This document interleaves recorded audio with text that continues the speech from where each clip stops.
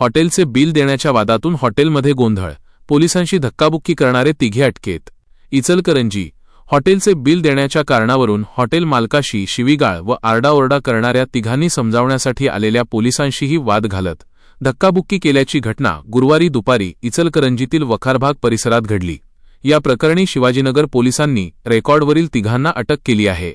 वखारबाग परिसरातील अमृत हॉटेलमध्ये काही तरुण आरडाओरडा करत गोंधळ घालत असल्याची माहिती 112 या आपत्कालीन क्रमांकावरून पोलिसांना मिळाली। त्यानुसार पोलीस कॉन्स्टेबल शीतल गवळी घटनास्थळी दाखल झाले। त्यावेळी जयभीमनगर येथील पोलीस रेकॉर्डवरील पवन सरवदे, लखन बनसोडे आणि दीपक सोनवणे हे तिघे हॉटेल मालक विश्वजित शेट्टी यांच्याशी बिलाच्या कारणावरून वाद घालत शिवीगाळ करत असल्याचे निदर्शनास आले।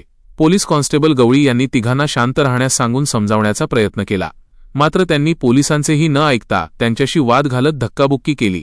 या प्रकरणी सरकारी कामात अडथळा निर्माण करणे तसेच हॉटेलमध्ये दंगा घातल्याप्रकरणी शिवाजीनगर पोलिसांनी गुन्हा दाखल करून तिघांना अटक केली आहे। संतोष मोकाशी, पत्रकार, मायनगरी न्यूज, इचलकरंजी।